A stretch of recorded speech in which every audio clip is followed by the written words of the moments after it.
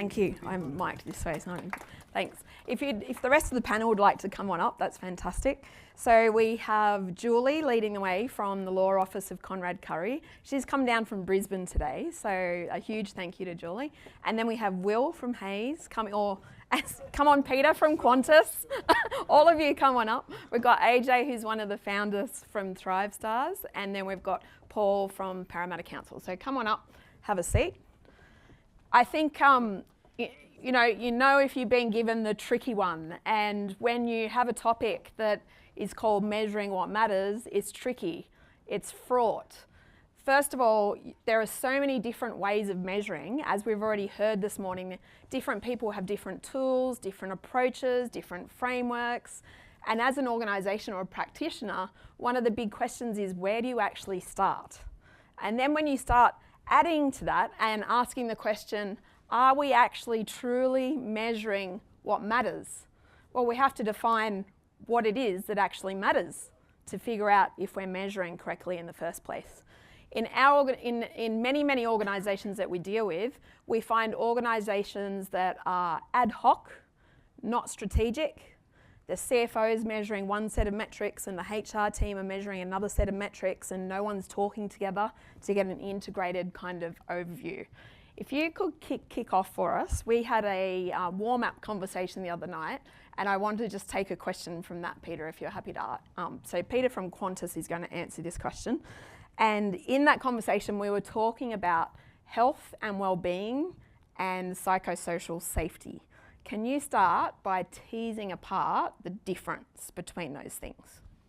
Yeah, that's a big question. It is a big question to start with. Yeah, health, well-being and psychosocial safety. I guess it's tempting to sort of lump it all into one bucket and think of it as, as one big challenge and one big opportunity. I think it's important to start with trying to get a sense of what it is that we're trying to measure and trying to inform. I'm just thinking about the way that we're doing it at the moment.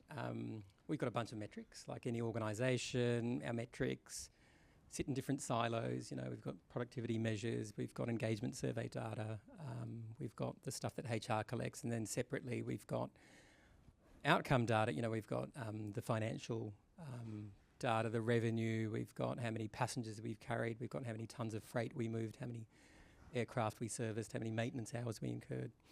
And then kind of the missing piece, and this is going back to, in some ways Qantas is a very traditional organisation with those silos and those metrics, and never the twain shall meet. So this is where we're starting from, where we're coming from. But the other thing Qantas is really good at, or the Qantas group, I shouldn't just say Qantas because we've got 13 brands that sit under Qantas, including Jetstar and all little bits and pieces. We're really good at crisis, and this sort of sits below the surface, right? Because the Qantas group is a very customer-centric organisation, but we're also a very crisis-centric organisation. We're good at looking at things that go wrong, doing a deep dive, listening to the experience, and then having a look at how that's best reflected and how we build on that. And I guess a few years ago, it became apparent to us that when we jump into crisis, that experience wasn't reflected well in metrics, right? So we've got a whole bunch of metrics, but they don't seem to be able to warn us or foretell stuff or really synthesise the story of what our people experienced, given, an incident or an issue that happened, or a global pandemic. So can I just jump in there? So there's a gap between what your metrics are actually demonstrating and the experience and the story people are living over here. Yes. Who else feels that in their organisation, that when you get your metrics back, there's just a little bit of a gap between the qualitative and the quantitative experience? Yeah, super important. And so I suppose we're starting there, right? So yeah. I'm not going to say we've solved it by any stretch of the imagination. We're sort of starting with the will that our metrics should reflect the experience of our people. And people talk about the difference between work as done versus work as imagined. And I think metrics take us closer to imagination than the experience. So I think starting off with, creating the vehicles for listening to your people. So we spent the last few years creating collaborative forums where we can talk about crisis, talk about injury, talk about incidents in a multidisciplinary sense. and then using that as a guide to say, well, what were our metrics telling us? And if they're not really informing this piece, maybe the metrics aren't fit for purpose. So how do we redesign? Like, how do we take a step back and have a requirement for better metrics, right? That's a better representation. I think part of that is understanding that, look, safety is foundational. So psychosocial safety is a foundational part of wellbeing, but it's not all of wellbeing, right? So people have a very basic subconscious expectation that they should be able to turn up to work and not get injured. That doesn't mean that you're thriving. So there's a difference between safety and wellbeing, but at the same time, you can't have one without the other. So there is an intersection, and I guess we're taking the opportunity to try and define those things, right? So what are we starting with? What's the framework? Okay. Great. And what's the launch pad for where we're going? Awesome. And you mentioned listening, so I just want to go to Will next, if that's right. So I know Hayes are doing some interesting things around listening circles, etc. So if you're happy to share some of that, that would be fantastic. Yeah, no worries. So I'll take you back and give you a bit of context, because post-COVID, we had a lot of change within our business at Hayes. Which included a quietening employment market, a change to our APAC and ANZ leader, as well as a whole operating model shift to a matrix structure. And that disconnected quite a lot of our workforce. The challenge being, well, engagement dropped, turnover increased, as in retention dropped, and our productivity also dropped. So it was a bit of a perfect storm. And we realized that through the engagement survey information, it wasn't really telling us enough of a story to be able to act on. And there was also a feeling from the employee base that what they were saying wasn't being heard. So we then wanted to understand behind the metrics and set up forums, very much anonymous forums with the change team, to really capture what the story was and allow employees to really share the meaning behind what they were feeling. That was the first step, and I think really what came out of it was that they just didn't believe what they were saying was going to create action. So we set up a program called The Voice of Colleague, which was effectively shifting from a cyclical listening structure to a always-on active listening approach, which was developed through leadership engagement and leadership development. So actually getting leadership equipped to listen effectively. Sounds simple, but really was a detailed program. But then also setting up a tool for employees to share feedback consistently or constantly, either anonymously or as a team. And that was a tech tool which fed through to our change team for them to categorize and action upon those specific issues or pieces of feedback.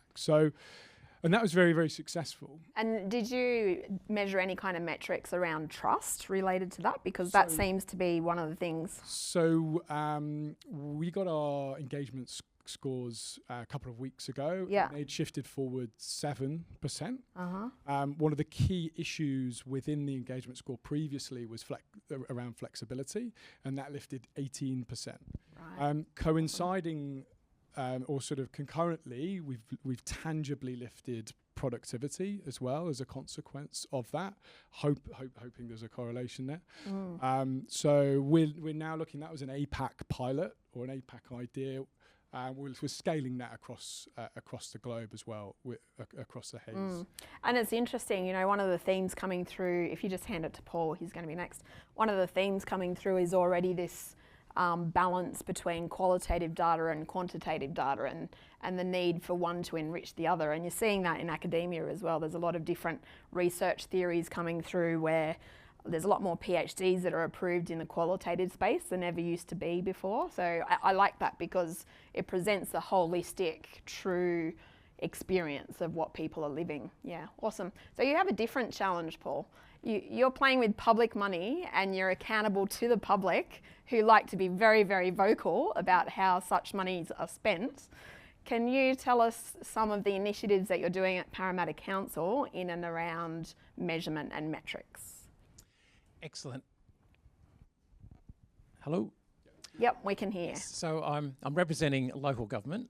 I guess we take a blended approach. I come here as a peer, not a subject matter expert.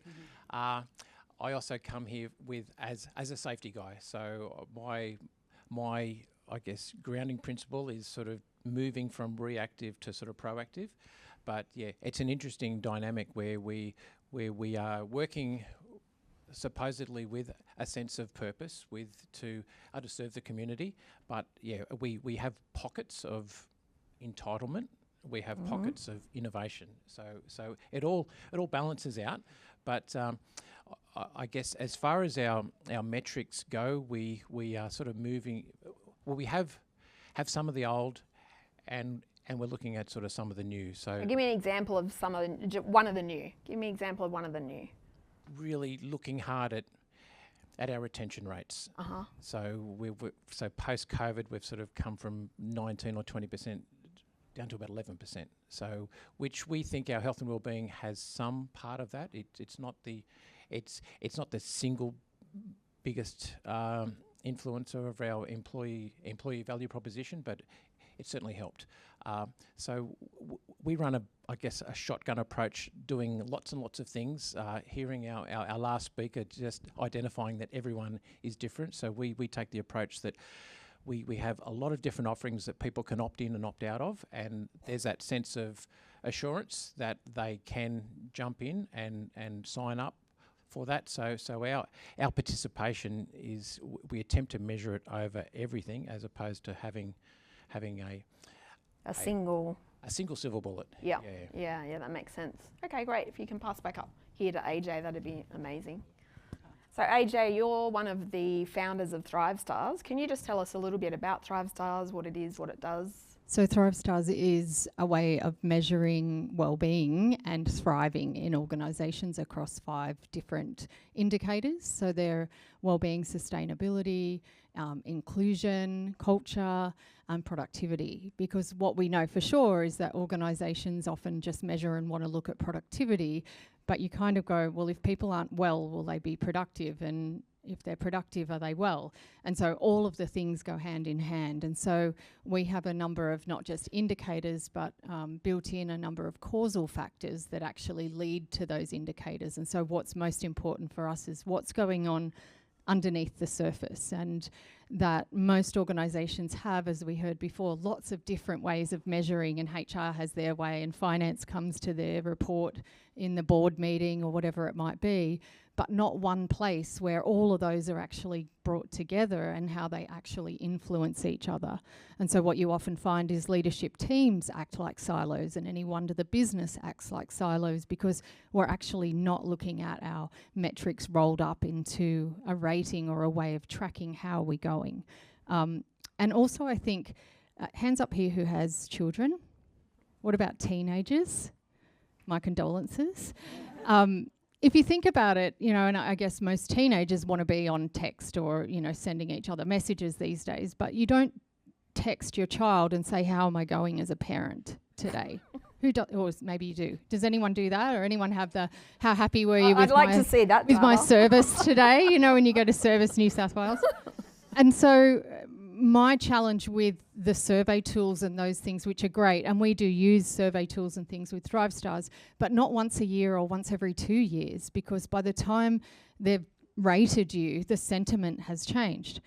You go and sit on the lounge or the bed or with your child and talk to them. Yeah. And so we want to give data that actually sparks conversations and helps leaders be able to track in real time. So rather than looking at lag indicators that are in a rear view mirror, which is small for a reason, we want them looking out the windscreen and going, what's coming in the environment in front of us and how do we need to respond to that? So the conversations we're having around those causal indicators are kind of getting more of a feel of what's coming at us and where are we at today, right now, sitting with our employees next to them on the chair and having a chat, rather than going, 6 months ago you said this. Thanks.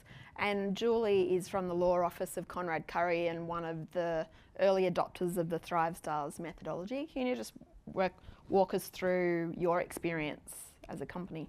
Okay, well, I'll take you back to the historical side of where we started so you can see how we've addressed our mess-ups along the way. 2018, Conrad's business was 6 staff. He'd been in business for 2 years, 6 staff, no systems whatsoever, which is normal in a new startup business, and virtually no culture. So what we decided to do, the best thing would do be focus on productivity and get people working and achieving. So we focused on introducing systems, and we really cared about the people. We did. But we didn't realise until about 2022 the smack in the face moment where we had built to 21 staff, and that year we lost 10 staff.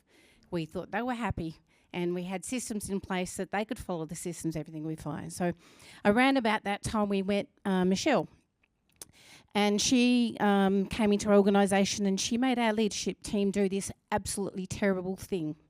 We had to go through an assessment process through human synergistics, and we had to address our foibles as leaders in the organisation, because as we've heard many times today, that's where it starts.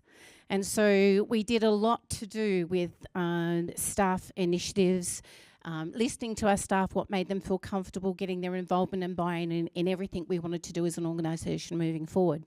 Now, I can tell you lots of things that we did, but I think the important thing is leaping to the outcome, and this is what happened. In the 3 years from 22 to 25, our staff retention rate went from 52% to 87%. In that same period, our income more than doubled, and in the same period, our profit margins were 3.5 times more than they were in 2022. And then you'd say, well, okay, well, you're a growing business. You probably spent lots of money on marketing. We did, but for those 3 consistent years, we spent exactly the same amount of money on marketing. And with some exceptions, with some campaigns that worked quite well, what I can tell you is our conversion rate for marketing increased because we had much more people referrers. We had a reputation for caring, and the conversion rate of our inquiries to sales in our firm increased exponentially. So we can only put down the growth over the last 3 years to buying into staff and making them feel valued as part of the organisation. And I can't see where else the profit margin could come when we look at that sort of thing. We have 25 staff today, so if you're wondering whether or not we just got more staff and more business, no, we didn't. 2 of those extra staff were non-fee earning staff. And genuinely, we really feel comfortable that now when we come up with an initiative, staff buy into that, staff come and suggest ways to make money, to save money, to increase initiatives and the AIO initiatives, etc. And it really comes down to the workplace. There's a really, really good culture and everybody's happy to be there. And testament to that, in the last 6 months, we lost 2 staff members who saw the error of the ways. One took 3 months to come back and the other one 6. So there you go. Awesome, love that. And I love the tangible results around that. And I often think about many things, including I have been guilty of being on the hockey field, about to get a ball and being in the middle of thinking about homelessness and missing the ball. So that has happened on more than one occasion. But one of the things I like to think about is if we cast our minds back to back in the day, I don't even know the right year, we need a historian in the group, about when organisations and how organisations were formed. If you think about the way that we have been brought together as a society to do work in groups and to produce, the core reasons that we were brought together as humans to do that is because we had to produce widgets, whatever the widget was back then, and we had to produce that widget at the smallest possible cost in the smallest possible time. So I think one of the challenges that we face today in all of our organisations is our organisations are actually never designed for humans. Just think about that. So we get into this situation where we're fraught, whether it's staff turnover or trying to be attractive to attract the right people to work in our organisation, whatever we think our surface problem is, without actually going to the cause. And we see this happen in metrics all of the time. You get a sexy metric, you get something that looks interesting, you get something that seems to give you some sort of intelligence about something.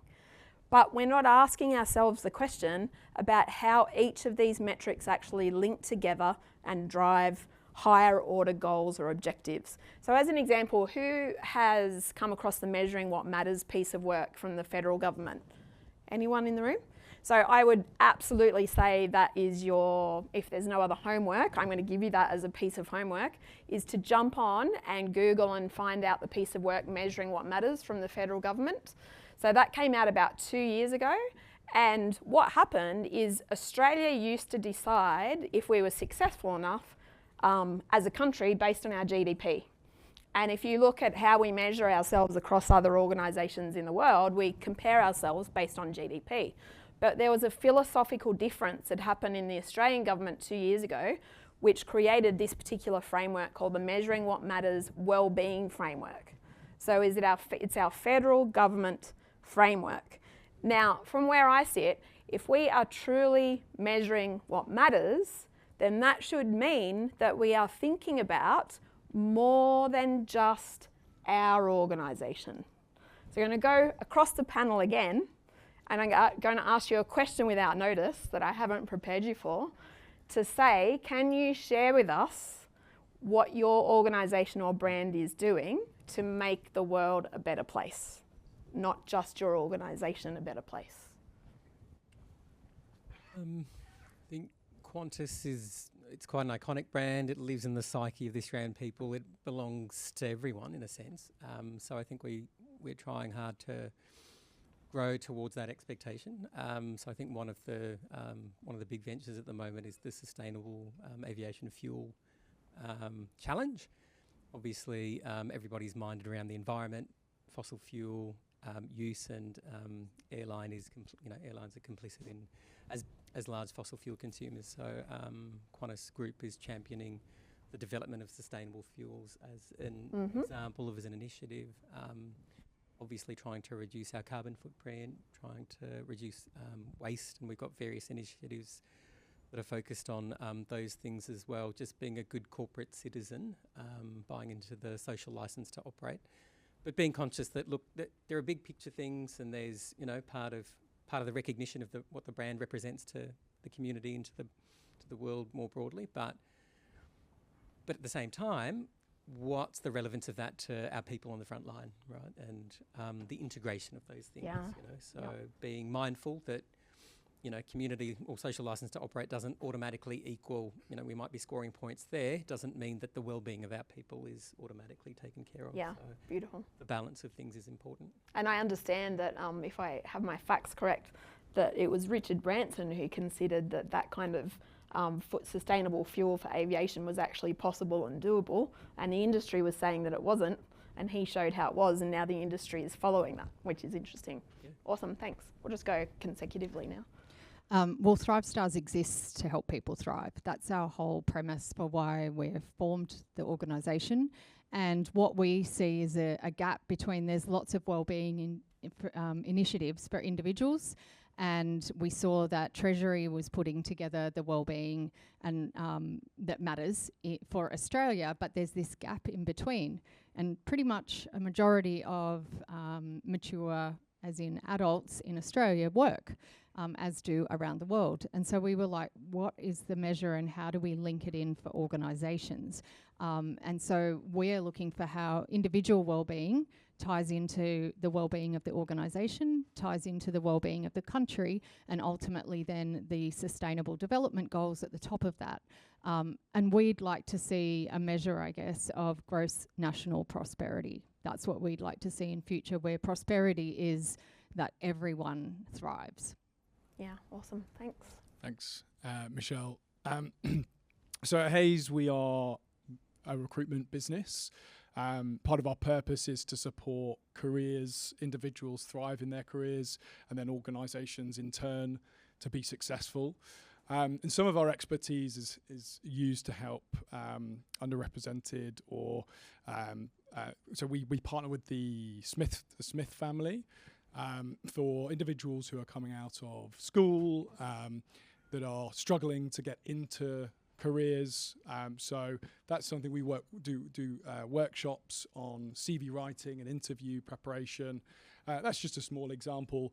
But we also have our group sustainability goals and ensuring that we are making a good social impact and environmental impact. So we do have a plan to become net zero. So one of the things we are doing is planting a tree for every 10 candidates we place into new roles. So that's something we're doing locally here. Fantastic. Thank you. You at local government, it's like 8 different companies working in the one. We have waste operations, we have parks and gardens, we have civil, we run, manage theatres, pools, libraries, all sorts of things. Our mantra is people first, community first. And I guess the biggest shift we've seen is moving from a traditional mental health and physical health strategy to really focusing on trying to measure things in social health and social connection. And that has inadvertently brought us closer together. So as our main criticism was us operating in silos, and we operated like that because we had very specialised areas. So bringing it together sort of gives that better experience to our ratepayers and our accountability. So as it feels like they're dealing with one council as opposed to getting mucked around and moved around, which I'm sure most people have experienced at some stage in council that we are notorious for. So it's our collaboration through sort of social aims and targets we think is making a difference. Beautiful. Great. Thanks. So as you know, we're a legal firm, and our predominant area of law is personal injury and litigation where when people come to us, they've suffered loss, they've lost loved ones, they're suffering, they've lost hope. And so what we want to be is that trusted and effective and compassionate firm that will deal with people and make life a little bit easier for them. We can't replace their loss. But at the same time, and we talked about the staff that work in this field as well, we want that compassion to come across in the work that we do. And let's face it, law firms don't always have the best reputation. They're quite adversarial, but we want to be compassionate, which is why we've chosen those areas of law, because we really want to address loss in people and restore the hope they would have lost. Yeah. Awesome. And I think, what I would just encourage us all to do collectively is to think of ourselves and our identity for a moment. Like, first, before we're anything, we're human. And when we consider that we are all human, we are very connected with each other because of that. It's when we start going down the fractal layers and start identifying in a whole range of different ways. Some of that is good and healthy and useful, and some of it makes us fracture our collectiveness. So what I'd like you to do, and what I'd invite you to do, is when you're thinking about measuring, think about it first and foremost from a holistic point of view. What is this metric telling me about the holistic wellness of my system? We had a little chat earlier about this in relation to the medical world. You can go to a medical specialist that will tell you everything about your ear, nose and throat, but nothing about how your whole body functions. All right? And that's kind of where we're headed in relation to our metrics, unless we have this view of holistic measurement and asking ourselves what we're actually measuring. We've got a couple of minutes left, so I'm really keen to hear, are there any questions from the floor that you would like to have any of the panel members address? Feel free just to yell out if you have a question about measuring. Yep. To the panel in general and whoever's got it, I'm interested in where you've measured something and you found a gap or a need or an issue, and then that's been taken back to the organisation and there's actually been a really successful implementation. Because one of the challenges I find is we have lots of measurements and we know what's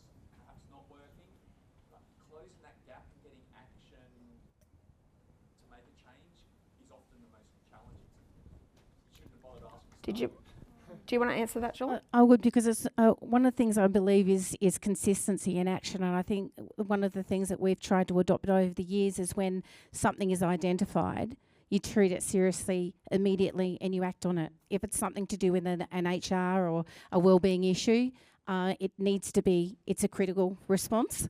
And if it's a system failure or something could be efficient, it's important, and we try to deal with it straight away. So we would collaborate with the entire team and the person that's raised that to make sure that we address it. Okay, so, sorry, but can I have an example? Because that's what I would be saying as well, but is there an example that's good for us to I'm going to jump in here. When we chose to share to the executive team the cost of our psychological injury workers' compensation claims, it was a pretty aha moment for them, and that translated to the opportunity cost of what they could be doing elsewhere, and how that impacted upon our workers' compensation premium. So that got some buy-in, but it unfortunately it come down to dollars and cents, and sometimes you have to play those cards. I can give a brief example. So in a former life, I was a director at SafeWork, and we actually saw incidents and the number of injuries in Western Sydney on construction sites going through the roof. And so we were reading the data, and they were kind of like, they need more edge protective gear, and they need more PPE, and they need more of that. And I encouraged, could we go out and actually visit a lot of the work sites and talk to the workers? And what we found when we visited was, particularly, no offence to the males in the room, but the younger males had a real bravado around, it won't happen to me, you know, I'm cool, I'm sweet. And for the middle-aged to older workers, we talked to them and we said, who's the biggest influencer for you being safe? And they were like, my wife, because she nags me and says, come home safe. And so we developed a whole range of initiatives then that addressed those things, which were more psychological and psychosocial. They weren't about PPE and safe operating procedures. They were about shifting mindsets. And we saw really great changes in the safety statistics for that area, so much so that it stopped becoming a red flag area. And it was through conversations, it was through initiatives, it was through things that we put in their portaloos, and it was through training for the middle managers in the types of conversations they should be having in toolbox talks every single day. So they changed their language around everything. And it was just realising, again, what we say at Thrive Stars, it's not about the indicator, it's the causal factors underneath that. What's going on to make that indicator change? And if I just wrap up by answering that question slightly differently, as with anything that you're communicating in your world, so you're effectively asking an influencing question. You're asking a question about, if you find out that problem X is over here, how do you get money or resources or executive buy-in to address that, right? So your ability to influence whoever the team is that allocates the money is the core issue. And whether we like it or not, we still have to turn human metrics into money in order to influence the executive team. Otherwise, we don't get budgets for things like wellbeing. You can see someone's eyes glaze over, or quote of a client that we had, why should I give a shit about the well-being of my people, quote unquote, right? But you still have to be influencing those kinds of people to put their hands in their pocket to fund all the kind of initiatives. So we have to know the audience that we're communicating with, how to influence them, and what matters to them. Huge thank you to all of our panel. Thank you, all of you. Fantastic. Awesome.